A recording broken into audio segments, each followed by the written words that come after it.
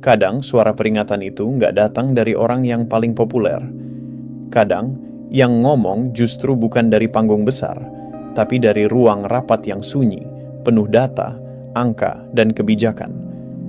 Tapi anehnya, justru dari situ sering muncul sinyal bahaya yang sering diabaikan.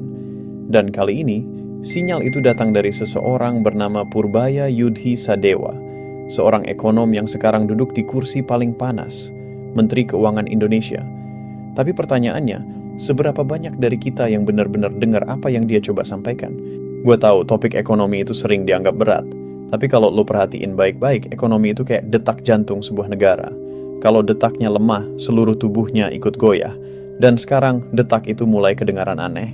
Purbaya bilang Indonesia masih tumbuh, katanya angka-angka makro terlihat stabil, tapi di sisi lain, kita lihat masyarakat mulai sesak napas, daya beli turun, lapangan kerja stagnan, dan harga kebutuhan terus naik pelan-pelan kayak ular yang melilit tanpa suara.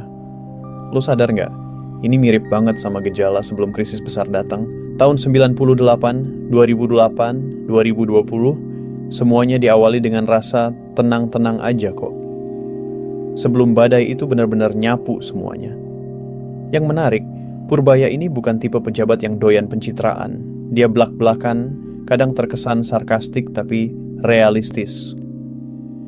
Dia berani bilang kalau banyak kebijakan masa lalu yang salah arah, terutama soal fiskal dan moneter. Katanya pemerintah terlalu lama bermain aman, terlalu nyaman dengan angka pertumbuhan yang nggak seberapa tapi dipoles seolah jadi prestasi besar. Tapi lu tahu nggak apa artinya ketika seorang Menkeu ngomong kayak gitu? Itu sinyal kalau mesin ekonomi negara ini mulai kehilangan torsi.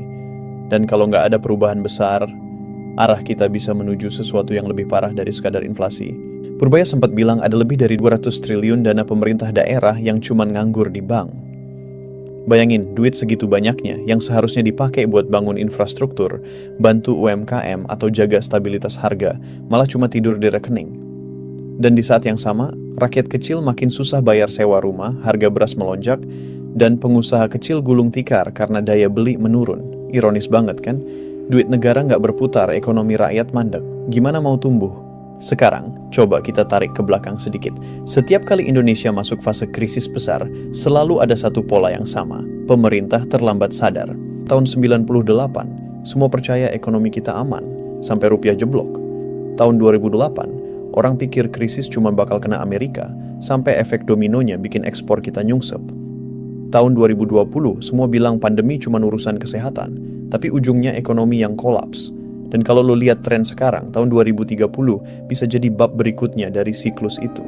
Bedanya, kali ini bukan cuma faktor global yang ngeri, tapi juga faktor internal, utang yang membengkak, ketimpangan yang makin tajam, dan rakyat yang makin rapuh daya tahannya. Gue gak mau terdengar kayak tukang ramal ekonomi, tapi banyak indikator udah nunjukin arah yang sama. Laju konsumsi domestik yang selama ini jadi penyelamat mulai melemah. Industri padat karya pelan-pelan pindah ke luar negeri karena ongkos produksi di sini makin tinggi. Investor asing mulai hati-hati karena mereka baca satu hal, ketidakpastian kebijakan. Dan di tengah semua itu, Purbaya berdiri, ngomong tegas. Kita harus ubah arah sebelum terlambat. Tapi masalahnya, lu tahu sendiri, di negara ini kadang yang ngomong jujur justru diserang. Yang berani kasih peringatan malah dianggap pengganggu narasi sukses. Purbaya bahkan pernah nyentil pemerintah daerah dan kementerian lain yang nggak mau nurut kebijakan fiskal yang dia rancang. Katanya, banyak anggaran dipakai buat hal nggak produktif, sementara belanja buat rakyat justru ditunda. Kalau lu pikir ini cuma urusan teknis, lu salah. Karena di balik itu ada realita pahit. Uang rakyat nggak sepenuhnya kembali ke rakyat. Birokrasi gemuk, korupsi masih merajalela, dan pejabat sibuk jaga kursi daripada jaga stabilitas ekonomi. Ini kayak kapal besar yang bocor pelan-pelan, dan semua orang di dalamnya sibuk nyalahin ombak, padahal lubangnya jelas di bawah kaki sendiri. Gue jadi mikir, mungkin krisis itu bukan datang karena sistemnya rusak, tapi karena manusianya menolak sadar. Dan itu yang sekarang sedang terjadi. Lu lihat berita, pemerintah bangga bilang ekonomi tumbuh 5%. Tapi lu jalan ke pasar, semua ngeluh harga naik, uang 100.000 cuma cukup buat setengah kantong belanja. Di kantor, banyak yang di PHK, tapi di berita katanya lapangan kerja bertambah. Lu lihat kontradiksinya. Ini bukan sekadar angka. ini realitas yang retak di bawah statistik yang dipoles. Purbaya pernah ngomong soal bahaya ilusi stabilitas. Katanya negara yang terlalu lama merasa aman justru yang paling rentan hancur karena nggak siap menghadapi perubahan. Dan gue rasa itu kata-kata yang harusnya jadi headline besar di tiap media, bukan cuma diselipkan di paragraf kecil laporan ekonomi. Karena ini bukan sekadar soal APBN atau inflasi, tapi soal arah masa depan bangsa. Kalau ekonomi goyah, politik ikut goyah. Kalau politik goyah, keamanan pun ikut runtuh. Dan dari situ, semua yang lo bangun bisa hancur dalam hitungan bulan. Sekarang pertanyaannya, apakah Indonesia benar-benar mau mendengar peringatan itu, atau kita akan ulang lagi kesalahan yang sama kayak dulu, terlalu sibuk tepuk tangan atas pencapaian kecil, sampai nggak sadar jurang sudah di depan mata. Karena jujur aja, tanda-tandanya udah banyak. Mulai dari defisit neraca perdagangan yang makin tipis, utang pemerintah yang membengkak, hingga gelombang pengangguran terselubung yang nggak pernah diakui secara terbuka. Belum lagi krisis pangan global, perubahan iklim, dan ketegangan geopolitik yang bikin rantai pasokan dunia makin rapuh. Semua itu bisa jadi bom waktu menuju 2030. Purbaya berulang kali minta agar dana pemerintah difokuskan ke hal-hal produktif, bukan proyek seremonial. Tapi lo tahu sendiri, di negeri ini proyek seringkali bukan soal manfaat, tapi soal siapa yang dapat bagian. Dan disitulah masalah sebenarnya. Nggak peduli seberapa cerdas kebijakan Purbaya disusun, kalau mentalitas pengelolanya masih sama, hasilnya nggak akan jauh beda. Gue nggak heran kalau nanti dia jadi kambing hitam ketika ekonomi mulai oleng, karena sejarah udah berkali-kali nunjukin. Di saat krisis datang, yang disalahkan bukan sistem, tapi orang terakhir yang masih berani bicara jujur. Kita sekarang hidup di era di mana narasi lebih penting daripada kenyataan. Selama pemerintah bisa bikin headline positif, masyarakat dibuat tenang. Tapi di balik layar, nilai tukar rupiah melemah, pendapatan real menurun, dan industri dalam negeri makin kehilangan napas. Kita lagi dalam masa yang berbahaya. Masa di mana krisis bisa datang bukan karena gempa ekonomi besar, tapi karena penyangga-penyangga kecil di bawahnya udah rapuh. Dan mungkin Purbaya sadar itu, karena dia sendiri yang lihat datanya setiap hari.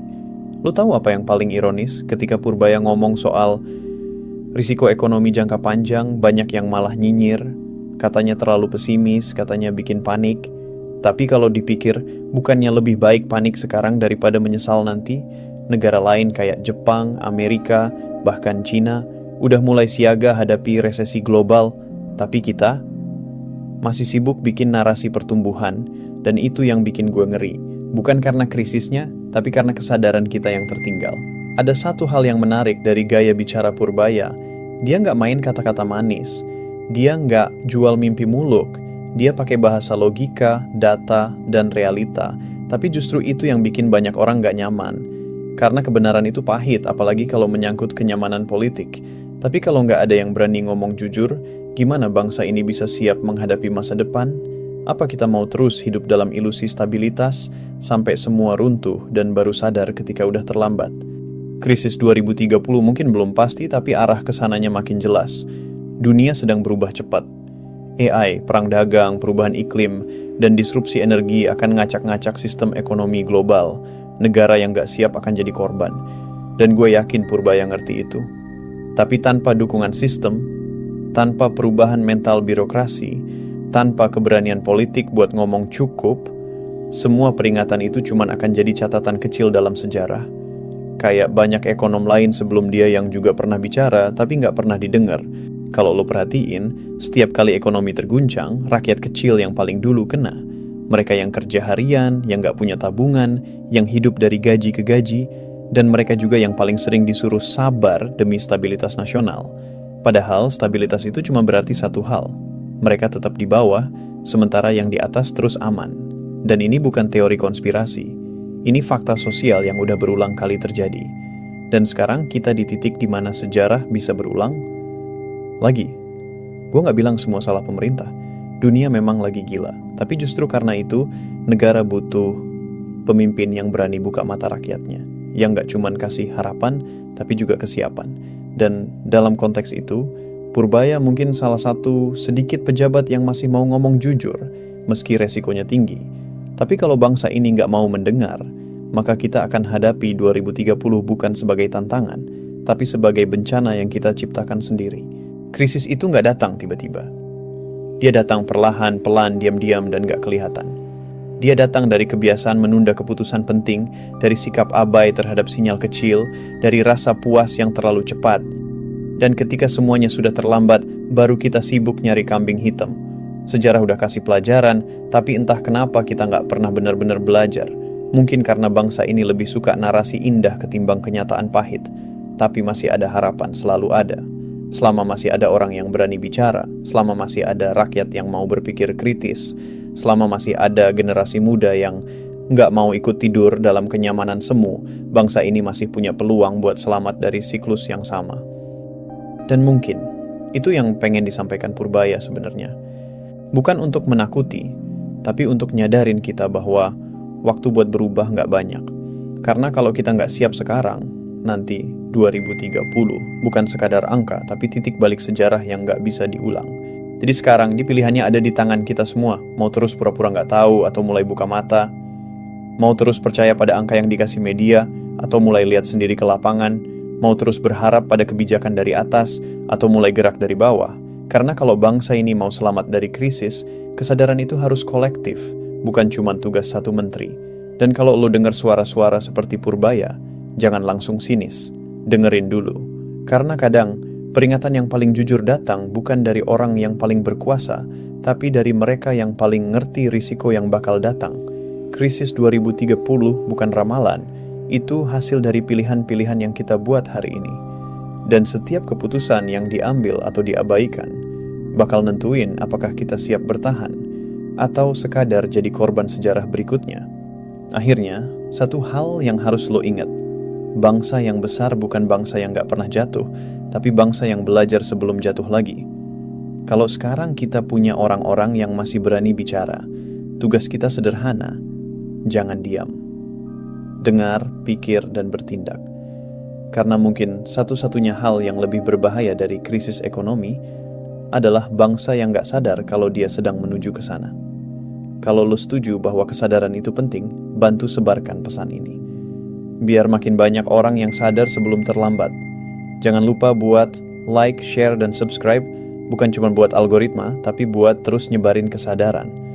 Karena di dunia yang sibuk menutup mata, sekadar memilih untuk melek aja, udah jadi bentuk perlawanan.